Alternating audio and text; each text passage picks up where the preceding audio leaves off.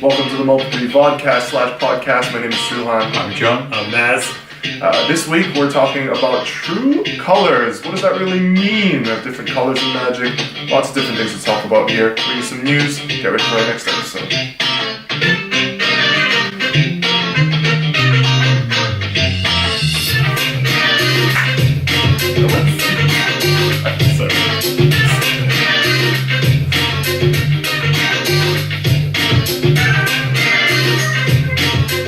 Multi-3 is Australia's third best Magic the Gathering podcast. We're represented by the colour Mythic Orange. Now, Mythic Rarity represents the rarity of our current reviews on iTunes, so if you like what you hear, please give us a review. We're going to start how we always start with our segment, Whispers of the News. So this past weekend, we had PAX Australia and my two co-hosts went and visited. How was your experience? Do you want to start? There were good things, there were bad things. Let's hear the good things. Let's go on to the bad things. Okay, let's hear the bad things. We're done with good things. No, the good things are fine. It was a big thing. There were more people playing Magic than we probably suspected, considering what we saw. Definitely less than what I suspected. Oh, really? Yeah, that was actually one of my problems with it. So, unfortunately, PAX didn't have an official Wizards present. There wasn't like a Wizards booth. Definitely Cheshire Plays did a great job trying to organise some stuff and having a talk and all that stuff. True. But there was no official Wizards booth running stuff. It was all the local stores that were running events. So I was disappointed by how few Magic players there were. There were a whole heap of people playing other games and other board games. That was great. But And there was a big electronic presence, which we kind of staved away from because that's not our jam, and it was just a one day. But it, I think, maybe after my disappointment that there wasn't a big Magic presence at the convention, I thought maybe there aren't that many Magic players at PAX. It's just a diverse thing. Yeah. And it turned out that it was more than I secondarily expected. I think Magic players don't need PAX to play. They have all their own events, whereas a lot of other board games don't. Yeah, because even in Australia, where there are admittedly very few GPs, we have two a year, well, almost two a year. If it goes to New Zealand, it's one. So the quality of it wasn't quite what I expected it to be. It really wasn't catered to us Magic players per se. Specifically about the quality. Yeah. I see what you did there. Anyway, speaking of quality, we're getting on to the next segment of the news, which talks about where we're going to talk about the quality of the card stock. That's been a hot button issue among some of the content creators, including the famous professor from Tolarian Community College, who on his vlog Tolarian Wins started comparing some of his old cards to some of the new cards. And the big issue has been the bend that's really been present in since Amonkhet and also in Ixalan. Really? Yeah. I have a question. This bend, is this talking about foils or is this just any cards? This is just straight up non-foil cards. Wow. All of these are bending and they're curling along two corners, polar corners.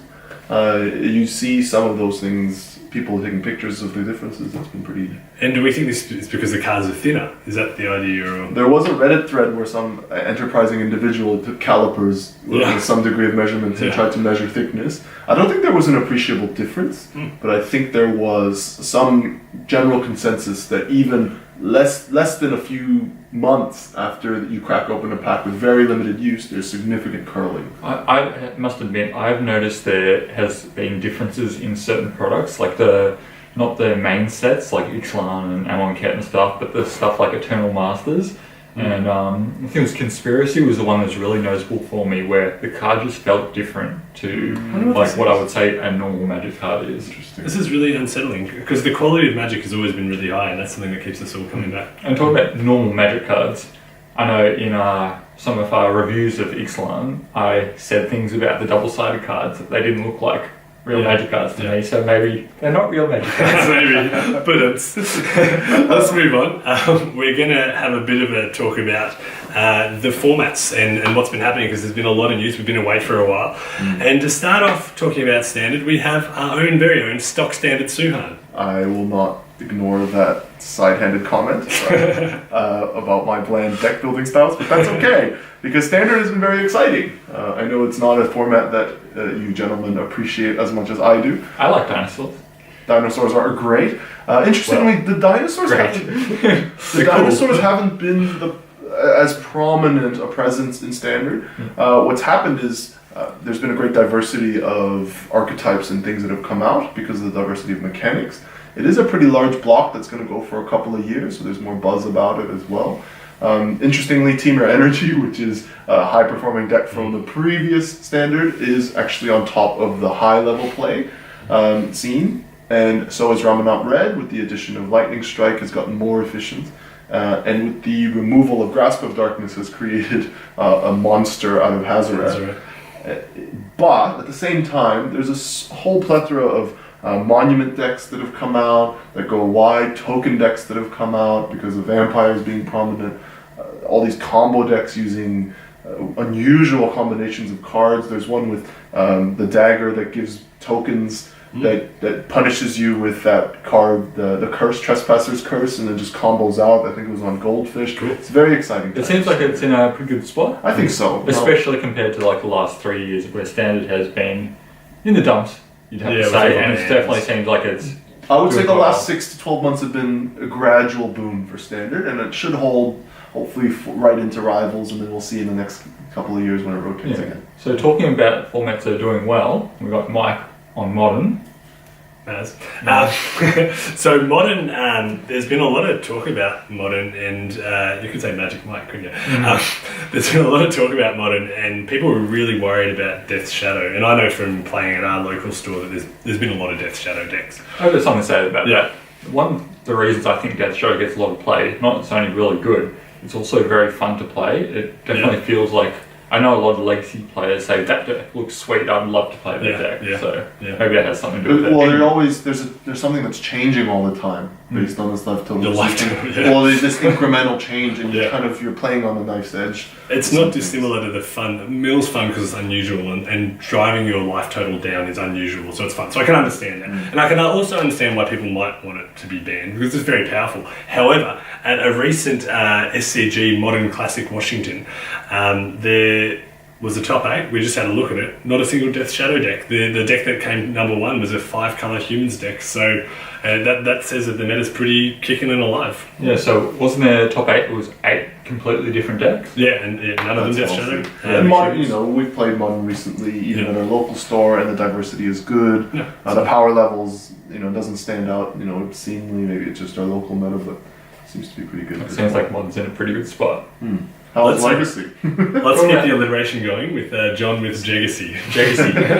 So, like Modern, there were some people calling for bannings of a certain deck, namely, or a certain card, which is Deathrite Shaman.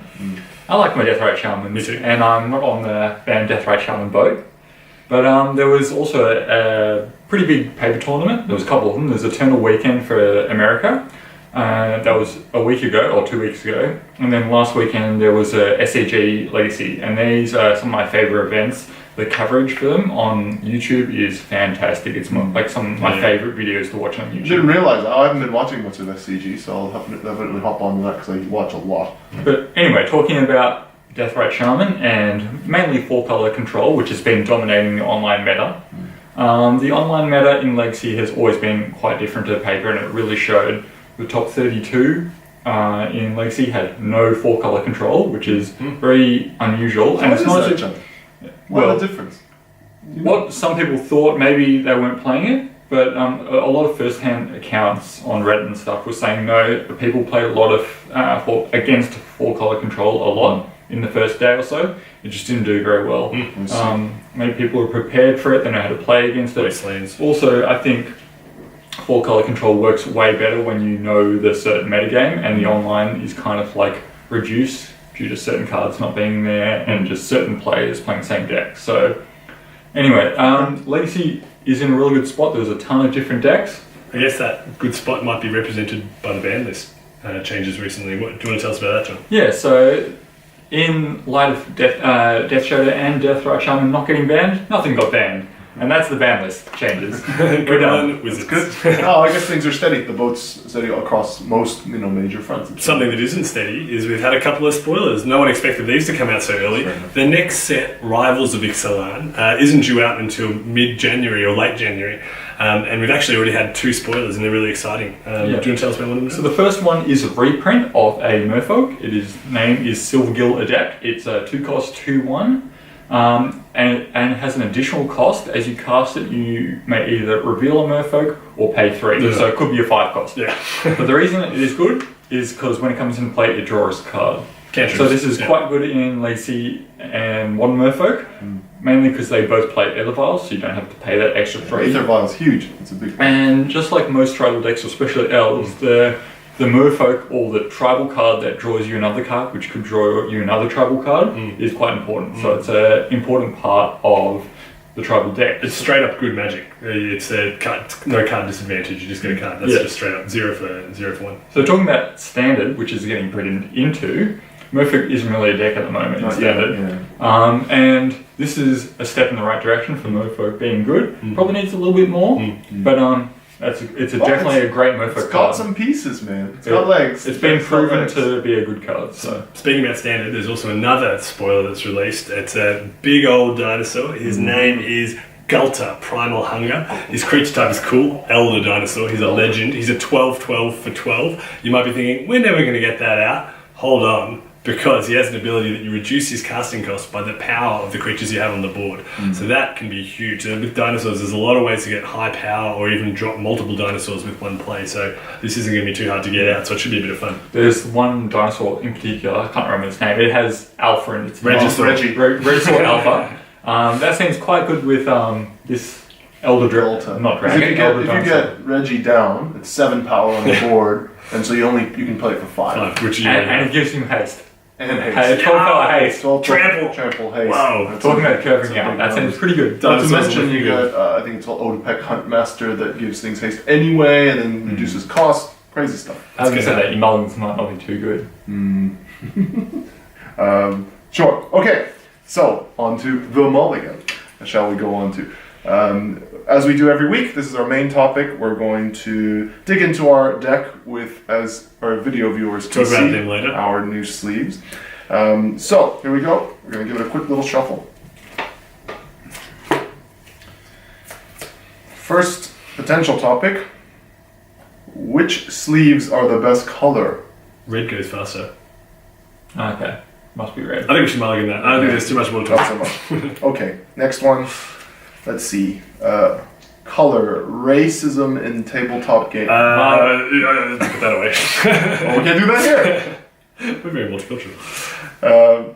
And the 5 colors of Magic the Gathering. I'm feeling that's a pretty I think we safe can one. keep this one Let's even if keep- it's mulling to 4. Okay. So Something we wanted to look at was in the colours was first sort of there's 5 colours in Magic. What are the primary identities of these colours? What do they mean? And why do they exist? There's a great colour wheel drawn up by Wizards of the Coast. It's quite old now, and it sort of shows you what all the meaningful, important parts of each colour are. So I thought I'd quickly we'd go through them all, and I'll start with a couple of colours that are very close to my heart. White, and the primary identities for white are morality and order, and that really makes sense. A lot of white cards are about fairness. They're about an ability that punishes everyone equally, humility, and they're about characters that are also supposed to be very fair and very good characters. So that makes sense to me. The second one is blue, and the primary identities are logic and technology.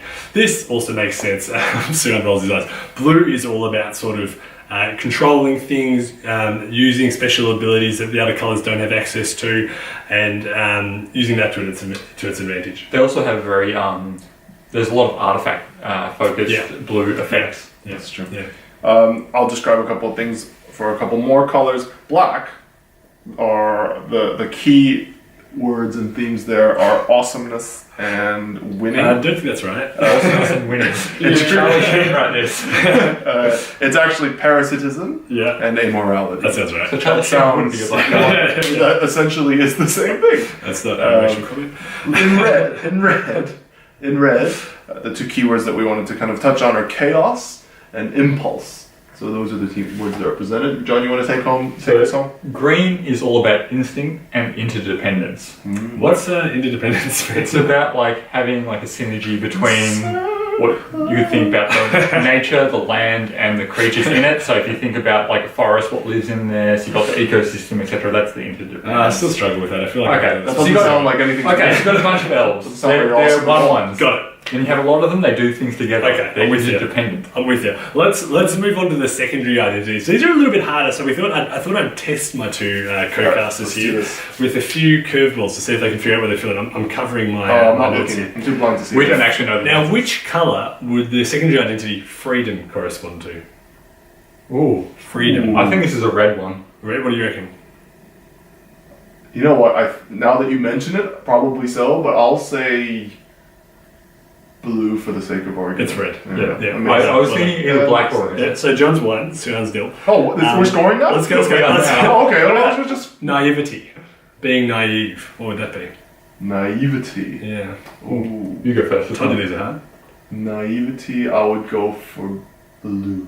Okay. I'm going green. Now, John again is right, so John's 2. Oh, the really? problem with naivety, blue is about knowing everything. So it doesn't really work for that. And green is, it sort of makes sense. That was Green's quite hard, yeah. Green's a hard colour to pin down. Naivety.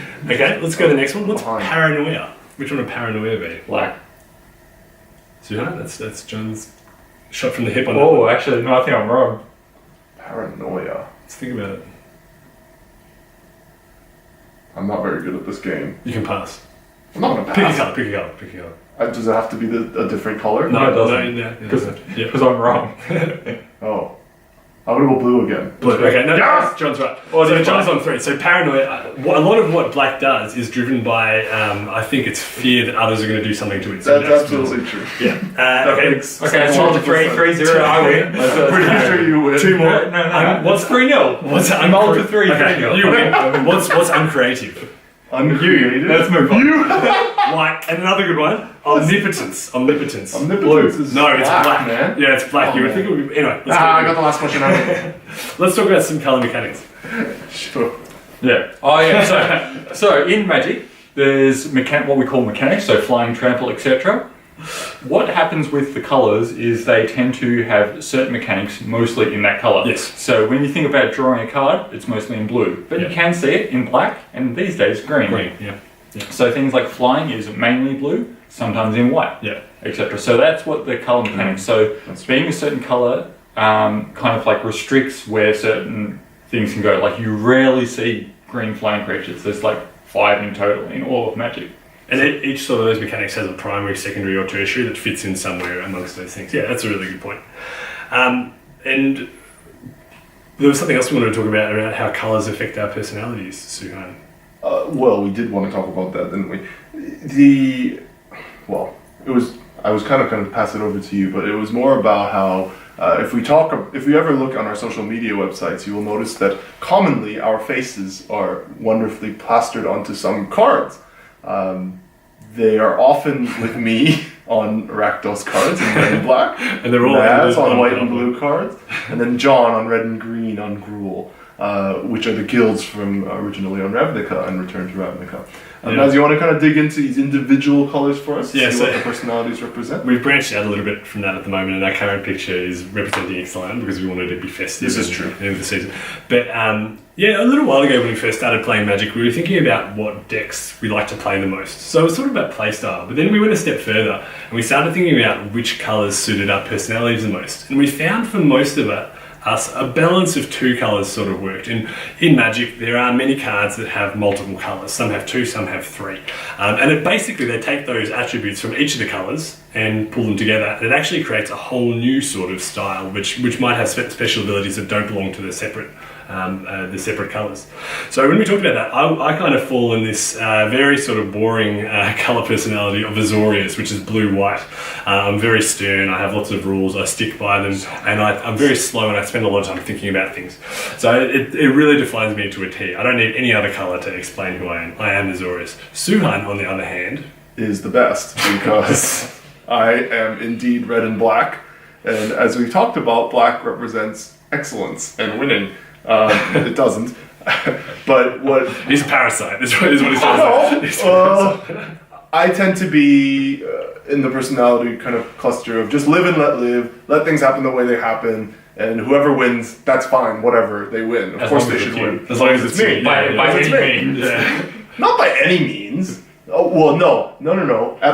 Even if it's at my own temporary cost Yeah. that will accomplish that means, which is why that combination. I would describe you as being impulsive. Like you're a very impulsive person. You sort of, and that's not a bad thing. Sometimes that can make you seize opportunities, and that's a really good thing. But also, you're always sort of thinking the end goal: how would this benefit me? For the most part, and that's fair enough. That's how humans evolve. You get the color goods command people. That's pretty good. That's pretty sweet. That's pretty sweet. Prime colored card. This sort of brings us to John, who we've always struggled with. We spent some time on this because it's still enigmatic. We've had some differences about John's assessment. What does John think? What do you think you are? So I am a little bit on the fence too. I think I'm always green. Yeah. There's green. No green argument about that. That's fair. But whether the secondary color is red or black, and sometimes white, Yeah. it changes a lot.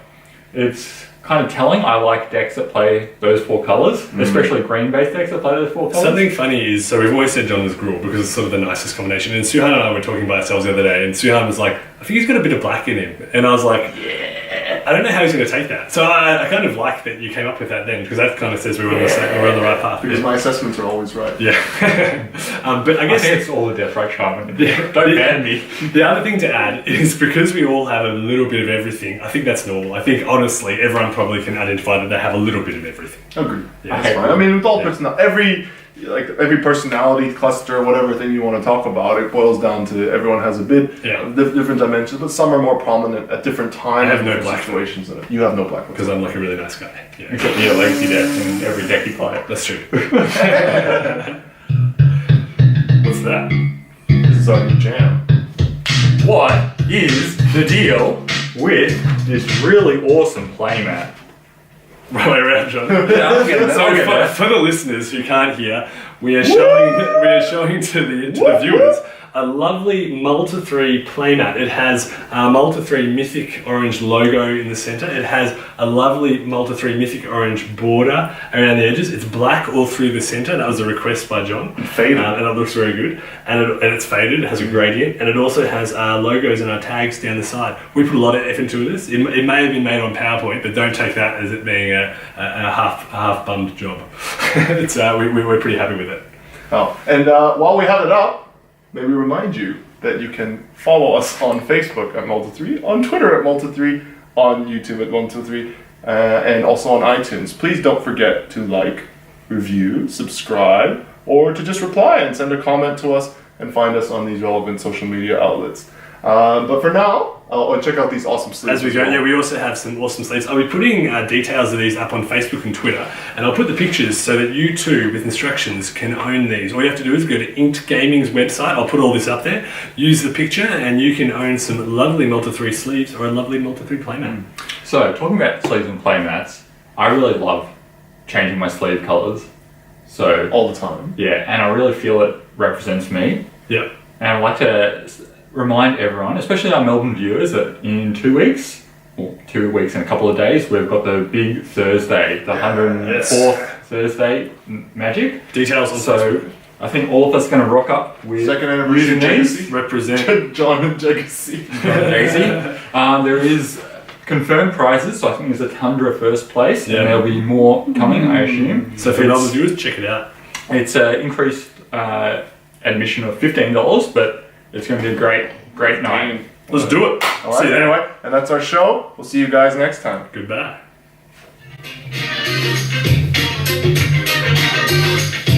Thank you.